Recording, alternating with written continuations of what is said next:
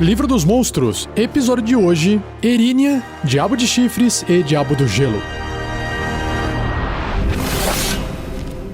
Regras do D&D 5e. Uma produção RPG Next.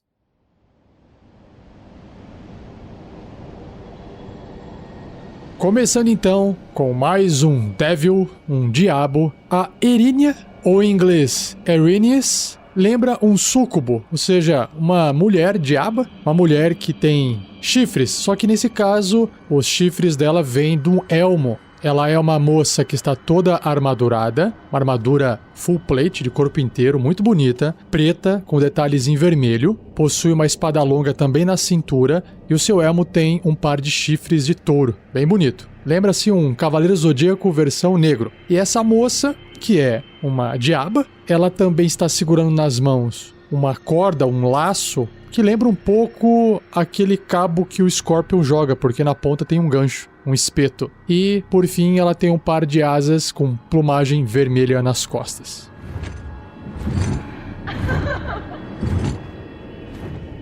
E o que o livro descreve sobre ela? Primeiramente, lembrando, na hierarquia dos diabos, ela é um diabo maior, de número 9. Ela está acima do diabo de chifres, entre os diabos maiores, está ainda abaixo do diabo do gelo e do senhor das profundezas. Então vamos lá. Erínia. Os mais belos e atraentes dentre todos os diabos menores e maiores, as Erínias são guerreiras violentas e disciplinadas. Descendo dos céus, elas trazem morte rápida às criaturas que tenha injustiçado seus mestres ou desafiado os decretos de Asmodeu. As Erínias parecem com humanoides, com corpos esculturais e grandes asas plumadas. A maioria veste armaduras estilizadas, elmos com chifres e carregam espadas e arcos exóticos. Algumas poucas também usam cordas de enredamento, ou, do inglês, ropes of entanglement, para amarrar oponentes mais poderosos. Lendas contam que as primeiras Erínias foram anjos que caíram dos planos superiores, porque se parece com um anjo, né? Devido à tentação ou crime. As Erínias sempre estão dispostas a conseguir vantagem por serem confundidas com celestiais e suas missões de conquista e corrupção. Opa, já deixou a dica aí para a ideia de aventura. Mas vamos lá então pro bloco de estatísticas.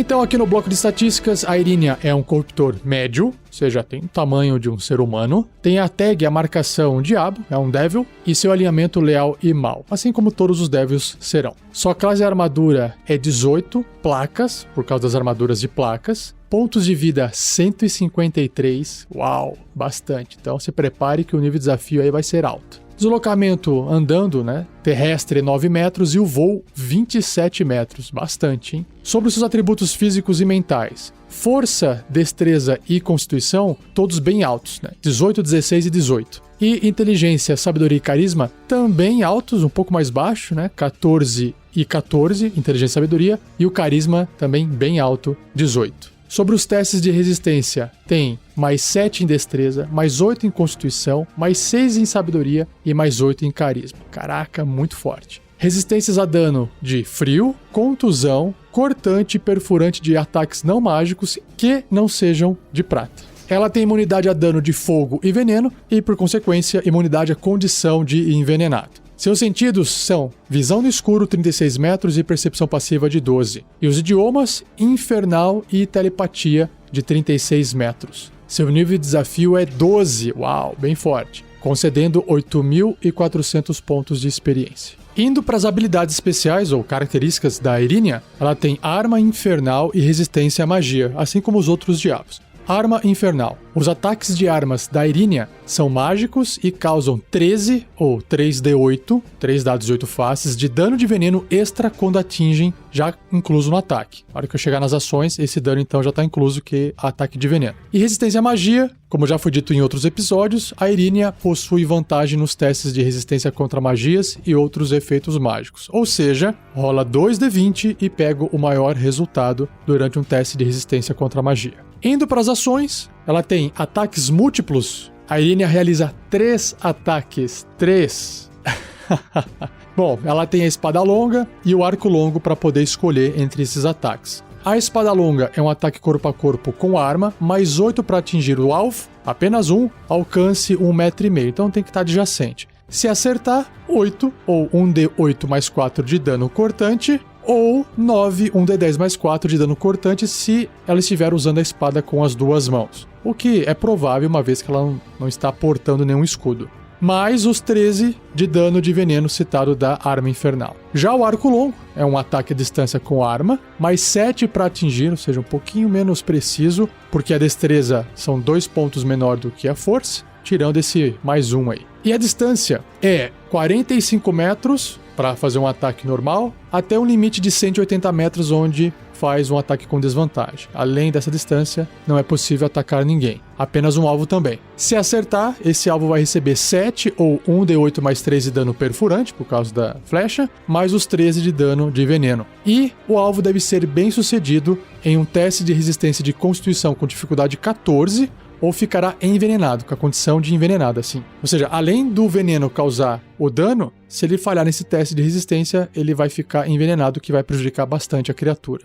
O veneno permanece até ser removido pela magia Restauração Menor ou mágica similar. E esse é um problema, porque não adianta fazer descanso curto, não adianta dormir, fazer um descanso longo, o veneno não vai sair enquanto não receber uma magia de Restauração Menor ou uma magia similar. Caraca! E por fim, a Irínia tem reações, ela tem uma reação. Como toda criatura pode usar uma reação para fazer um ataque de oportunidade, por exemplo, ela ainda pode aparar um ataque.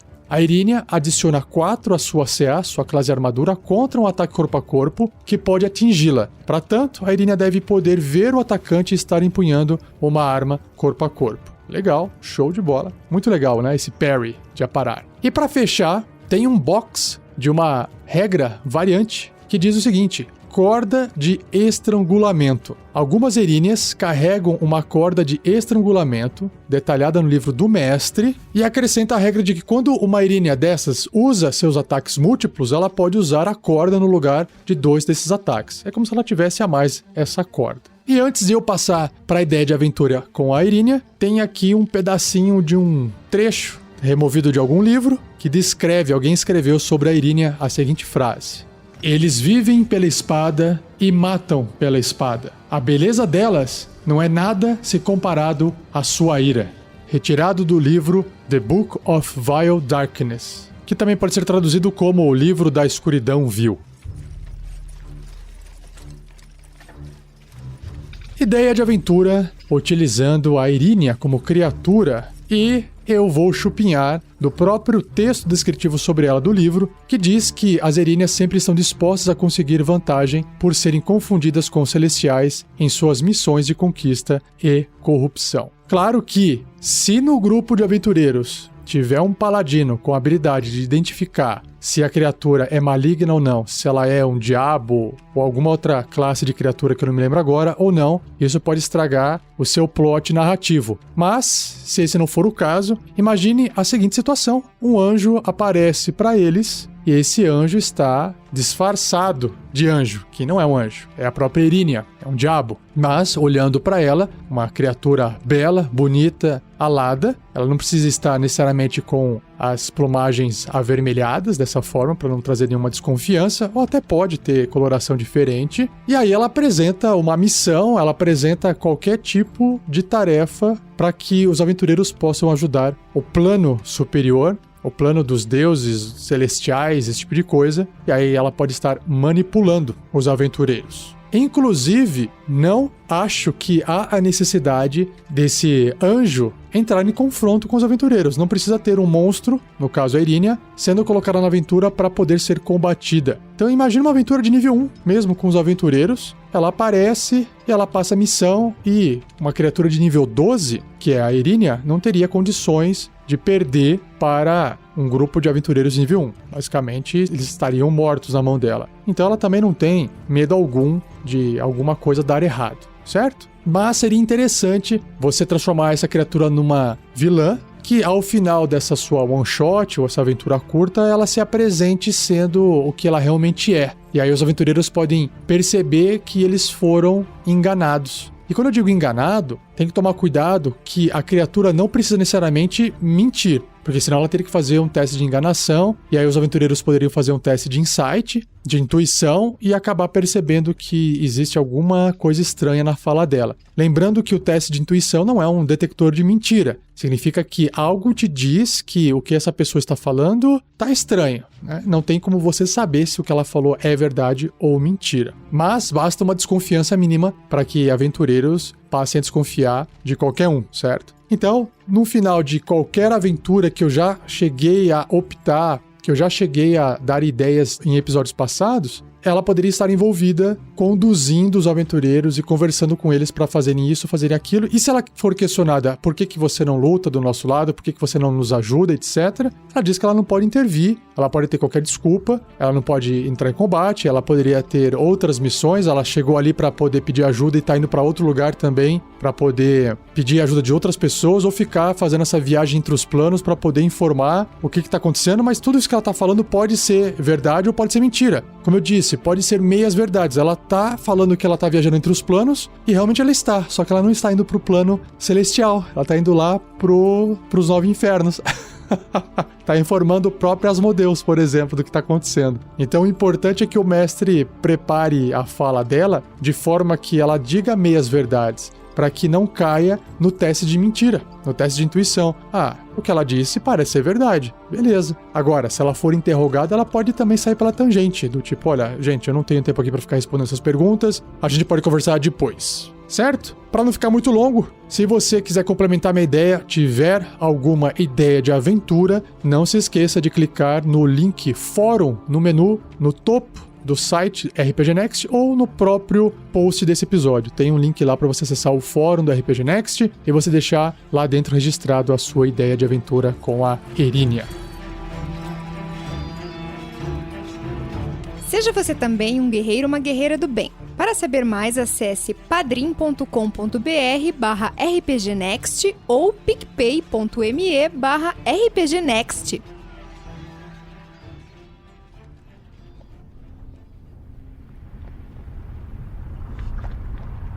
Próxima criatura do cast, próximo diabo é o Diabo de Chifres. A sua ilustração basicamente lembra muito o diabo tradicional que a gente conhece de histórias, de livros, de filmes, enfim. Ou seja, um humanoide feio, dedos um pouco mais compridos, unhas pontudas, a cabeça com uma barbicha, orelhas meio pontudas, um par de chifres que lembra chifres de bode na cabeça, um par de asas bem grande nas costas, um rabo comprido com uma ponta e uma espécie de, não tridente, mas um dudente segurado nas mãos. eu chamaria de tridente, mas não tem 3 pontas, só tem 2 pontas. Mas de qualquer forma, a ilustração está muito bem feita. O Diabo de Chifres não está vestindo nenhum tipo de roupa.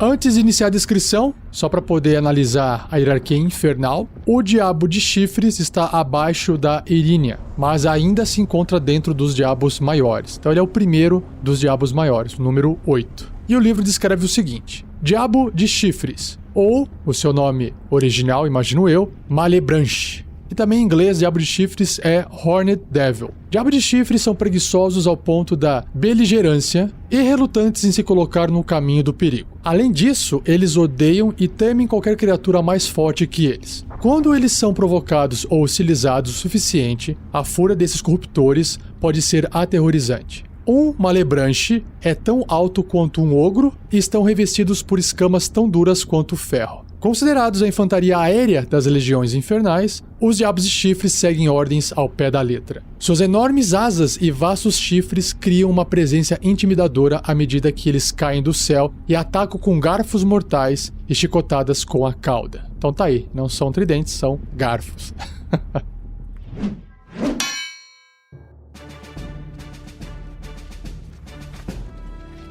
Então, o bloco de estatísticas do Diabo de Chifres. Ele é um corruptor grande, né, porque tem o tamanho de um ogro. A tag Diabo, Leal e Mal. Classe armadura, 18, uma armadura natural. Pontos de vida, 178. Uau, mais do que Erínia. Deslocamento, 6 metros, normal. E voo, 18 metros. Seus atributos físicos e mentais. Físicos, todos acima da média e bem acima da média. Força 22, destreza 17, constituição 21. E os atributos mentais são sim acima da média, mas inteligência não tanto. 12, ok. Agora sabedoria 16 e carisma 17 também é bem forte. Testes de resistência, força mais 10. Segura essa aí. De destreza mais 7, sabedoria mais 7 e carisma mais 7. Resistência a dano vai se repetir igual a Irínia. Frio, contusão, cortante, perfurante de ataques não mágicos e que não sejam de prata. Imune a dano de fogo e veneno, também imune à condição de envenenado. Sentidos visão no escuro 36 metros, percepção passiva de 13. Também tem idiomas infernal e telepatia de 36 metros. Aqui começa a repetir, né? E o seu nível de desafio, 11. Um pontinho a menos, um número a menos do que a Irínia, concedendo 7.200 pontos de experiência. Características especiais do Diabo de Chifres, também. Resistência à magia, não vou ficar sendo repetitivo, e visão diabólica, esse aqui é novo, ó. Escuridão mágica não impede a visão no escuro do diabo. Tá, eu já li essa habilidade em outros diabos, só que não no episódio de hoje. E sobre as ações, ele tem ataques múltiplos. O diabo realiza 3 ataques corpo a corpo, 2 com o seu garfo e 1 com a sua cauda. Ele pode usar arremessar chamas no lugar de um ataque corpo a corpo, que é uma das ações que ele tem aqui. Então vamos ver, ó. Primeira ação, garfo. Ataque corpo a corpo com arma. Mais 10 para atingir. Alcance 3 metros, né? Porque é uma arma com reach, com alcance. Apenas um alvo. Se acertar, 15 de dano ou 2d8 mais 6. E o dano é perfurante, claro. Já sobre a cauda, é um ataque corpo a corpo com arma, mais 10 para atingir também. Alcance, olha só, 3 metros, então a cauda é comprida, legal. Um alvo, se acertar, 10 de dano ou 1d8 mais 6 de dano perfurante. Se o alvo for uma criatura diferente de um morto-vivo ou constructo, o que provavelmente vai ser se tratando de aventureiros, ele deve ser bem sucedido num teste de resistência de constituição com dificuldade 17. Uau, 17 é altinho, hein? Ou perderá 10 3d6 pontos de vida no começo de cada um dos turnos dele devido a um ferimento infernal. Basicamente, abre ali a pele e não cicatriza e fica saindo sangue, enfim, e ele fica perdendo muita vida. 10 em 10, é bastante. Cada vez que o diabo atingir o alvo com esse ataque, o dano causado pelo ferimento aumenta em 10, então é cumulativo. Nossa! Qualquer criatura pode usar uma ação para estancar o ferimento com um teste bem sucedido de sabedoria medicina, com dificuldade 12, e o ferimento também se fecha se o alvo receber cura mágica. Então, não é tão difícil de evitar esse tipo de dano, mas se ninguém fizer nada, aquilo se torna acumulativo, e aí a pessoa de repente está perdendo 20, 30, 40 de dano por turno, só desse ferimento infernal. Tome cuidado. E o arremessar chamas, que é uma outra ação, é um ataque à distância com magia, mais 7 para atingir o alvo. A distância é 45 metros. Se acertar, 14 ou 4d6 de dano de fogo. Se o alvo for um objeto inflamável, que não esteja sendo vestido ou carregado, ele pega fogo. Show! Então ele atira bolinhas de fogo nos seus inimigos. Que legal!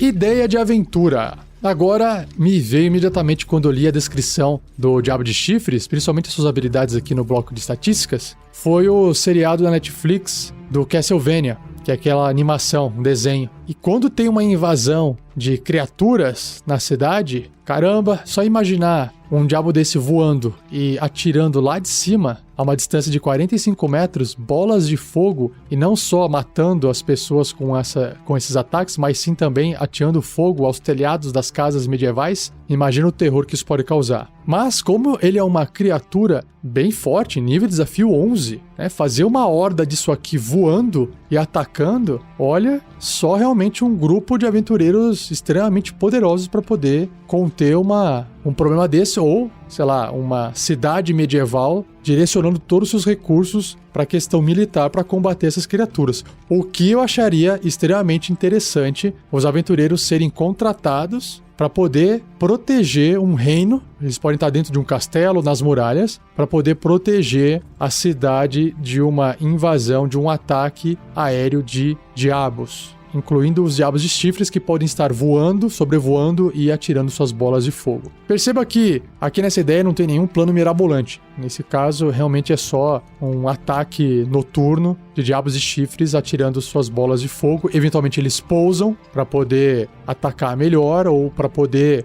fazer os seus ataques múltiplos, né? Porque voando ele só poderia fazer um ataque. Agora, se ele chegar perto da criatura e dar um rasante, no rasante ele pode acabar atacando com o garfo, ele faz o ataque com o garfo, faz um ataque com a cauda e se quiser ainda faz um ataque com a sua bolinha de fogo. Então imagina essa questão dele estar voando e sempre dando esses rasantes e fazendo esses ataques. Imagina só o terror que geraria na sua aventura. Talvez os aventureiros não precisem estar num nível alto para poder combater esse diabo, tá? A ideia é de que todos possam agir em conjunto, talvez os aventureiros trabalhando em conjunto com a guarda da cidade, usando bestas gigantes, usando catapultas, usando qualquer arma, talvez as armas de sítio, né, de ataque à distância contra esses diabos de chifre. Seria, no mínimo, interessante fazer uma one-shot de uma invasão dessa na cidade e os aventureiros tentarem conter esse ataque da melhor forma possível. Seria legal. Tá aí. Se quiser completar a minha ideia, ou se quiser escrever sua própria ideia, não deixe de acessar o fórum do RPG Next.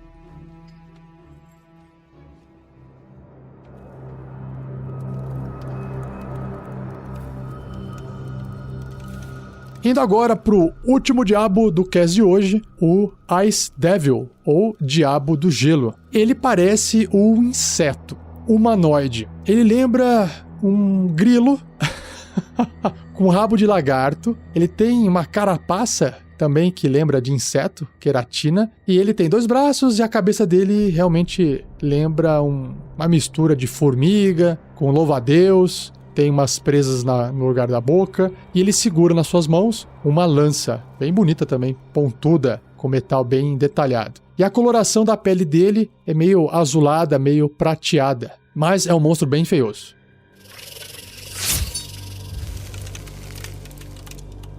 Indo para a descrição do livro, aqui diz que o Diabo do Gelo tem uma hierarquia de número 10, também é um diabo maior, está acima do Diabo de Chifres, que é 8, acima da Irínia, que é 9, e ele está abaixo do Senhor das Profundezas. Então o Diabo do Gelo é um diabo forte, apesar de parecer um inseto. E a descrição do livro diz o seguinte sobre ele: Diabo do Gelo, ou Gelugon. E esse Gelugon, tenho certeza que quem inventou esse nome não sabia que gelo, mas é com U, né? É gelo.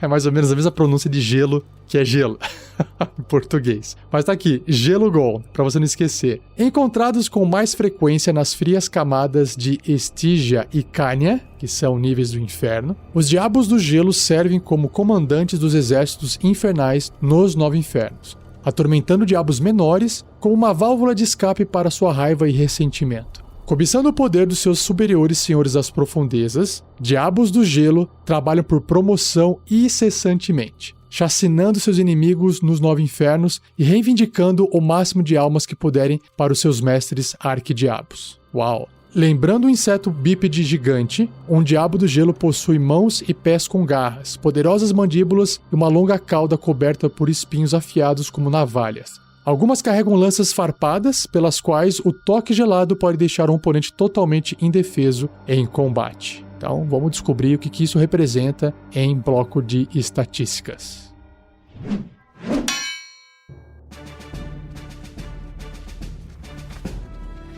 Diabo do Gelo é um corruptor grande, ou seja, ocupa ali o espaço de um cavalo, de um ogro. Tem a tag Diabo, é leal e mal. Classe armadura também 18, armadura natural, olha só. Pontos de vida 180, ganhou de todos nesse cast de hoje. Deslocamento 12, olha, ele é rapidinho também. Seus atributos: força 21, extremamente forte, destreza 14, ágil, acima da média, mas não tanto assim. Constituição 18, inteligência 18, uau, extremamente inteligente. Sabedoria 15 e carisma 18. Meu, é muito forte esses monstros, não? Tese de resistência, destreza mais 7, constituição mais 9, sabedoria mais 7, carisma mais 9. Ok, tudo alto. Resistência a dano. Aqui é a mesma coisa dos outros diabos, então eu vou pular. Imunidade a dano, imunidade à condição, tudo igual. Só que nos sentidos ele tem percepção às cegas de 18 metros e mantém a visão no escuro de 36 metros e a sua percepção passiva é de 12. Idiomas também, infernal e telepatia de 36 metros e seu nível de desafio é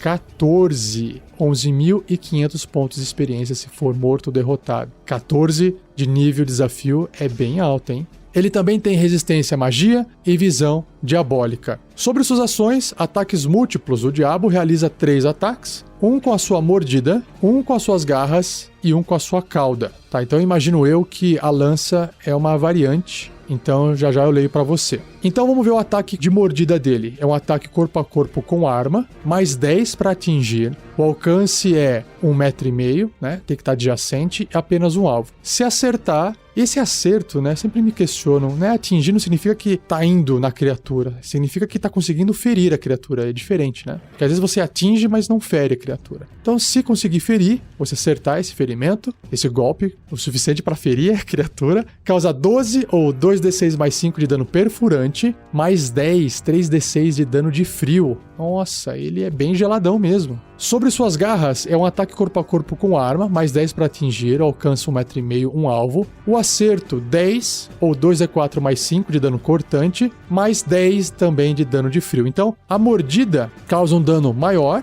do que da garra, só que a mordida é perfurante e o da garra é um dano cortante. Já a cauda, também um ataque corpo a corpo com arma, mais 10 para atingir, só que o alcance é o dobro, 3 metros, apenas um alvo. Se acertar, 12 de dano, igual a mordida, 2d6 mais 5. Só que o dano é de contusão, é de pancada. E os eventuais 10, 3d6 de dano de frio. Então ele tem 3 tipos de dano. Ele pode causar dano perfurante, cortante e de contusão. Para todos os gostos aí.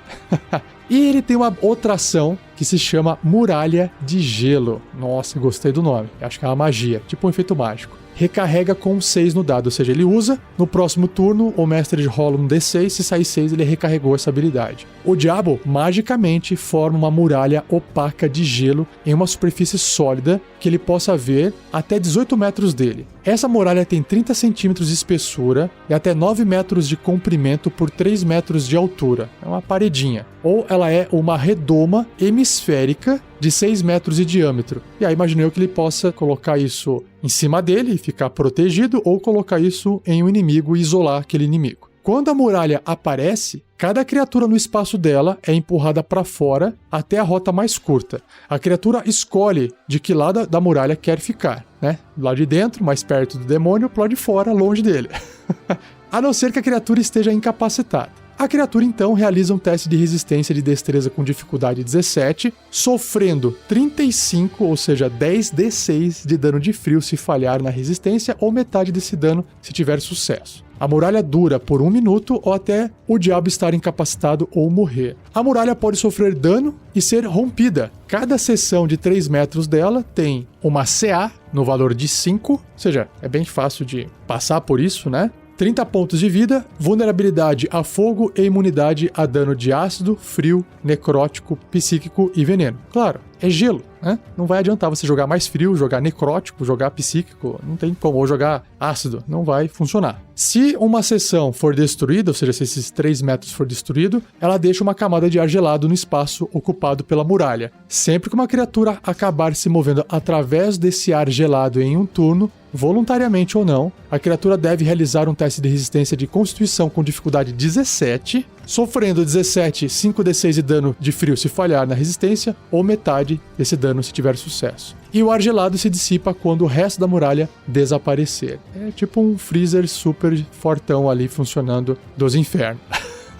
Quem disse que no inferno era só quente, hein? Tá aí uma criatura para poder trazer um pouco de dor com o frio também. E para finalizar essa parte de bloco de estatísticas do Diabo de Gelo, tem um box de texto aqui que é uma variação de regra, que diz Diabo do Gelo com lança, que é a ilustração. Alguns Diabos do Gelo têm as seguintes opções de ação. Ataques múltiplos, ou seja, você vai trocar isso no quadro de estatísticas padrão. O Diabo realiza 2 ataques, um com a sua lança e um com a sua cauda. Então, ele não atacaria com a garra nesse momento. Isso não significa que se ele perder a lança, ele não pode usar a garra para atacar, ok? Acho que essa é que é a falha aqui. Eu colocaria, inclusive, a lança. Deixaria o ataque de garra ali na criatura e coloca o ataque de lança junto. Ele escolhe, ele quer soltar a lança e atacar com a garra, ele pode. Mas a lança de gelo faz o seguinte, ó. É um ataque corpo a corpo com arma, mais 10 para atingir. É aqui tudo igual, né? Alcance 3 metros. Uau, legal. Então, mais distante. 2 quadradinhos no tabuleiro. Um alvo apenas. Se acertar, 14 de dano. Então, é o dano mais alto que tem até agora.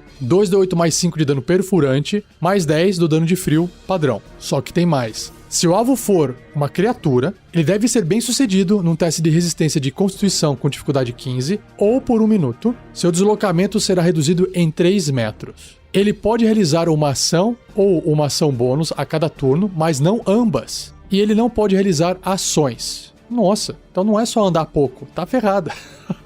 O alvo pode repetir o teste de resistência no final de cada um dos turnos dele, terminando o efeito se obtiver sucesso. Nossa, e aí ele pode ser atacado de novo e ficar gelado de novo.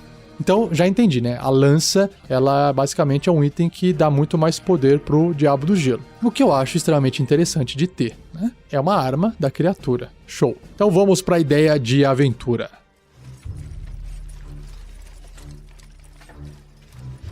Eu criaria uma aventura, essa ideia de aventura aqui, com o Diabo do Gelo, de uma forma diferente. Ele seria um baita X9. Ele apareceria, por algum motivo, em algum lugar para os aventureiros. Acho que não importa todos esses detalhes agora. Mesmo porque ele vive no inferno, o que ele estaria fazendo no plano material? Será que os aventureiros estão no plano material ou será que os aventureiros estão nos 9 infernos? De qualquer forma, o Diabo do Gelo poderia aparecer e ele jogar a real. Lembrando que ele tem inteligência 18. Como ele tem essa intenção de ascender no poder, de mostrar serviço, ele poderia estar disposto a estragar o trabalho de outros colegas diabos. E ele vê uma oportunidade de conseguir o que ele quer através dos aventureiros. Se de repente ele ficou sabendo da proeza dos aventureiros, dos heróis, em derrotar outros colegas diabos, ele vê nisso uma oportunidade de tentar fazer o seguinte, olha, é o seguinte, o diabão falando ali, tentando conversar com eles.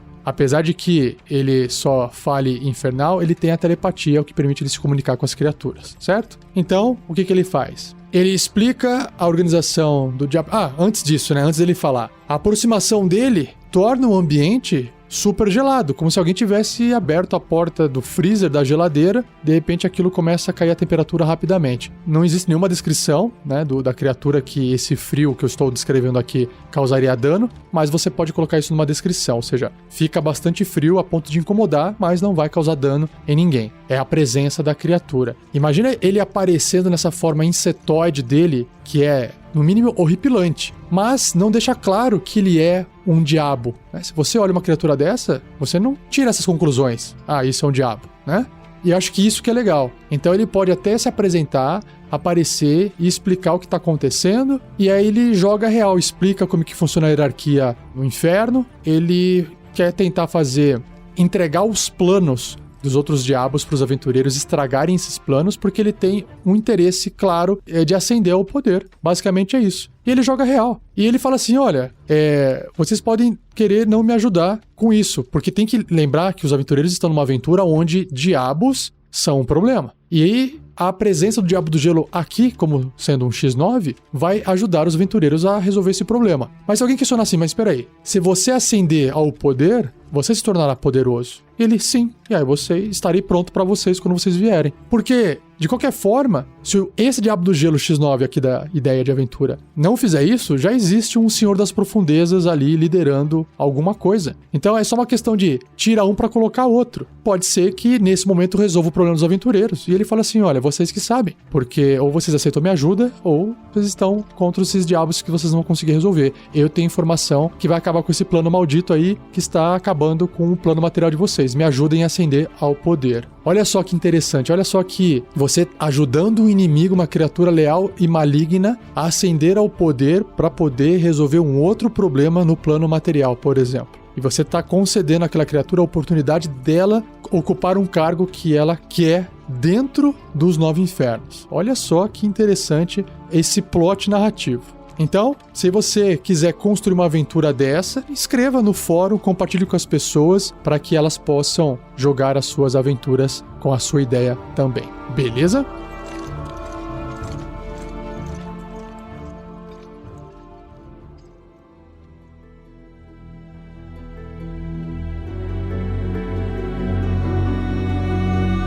E assim eu encerro mais um episódio do Regras do D&D 5e. Espero que você tenha gostado. Se gostou, compartilhe. Avise seus amigos e amigas. Goste ou não de RPG, manda o cast lá.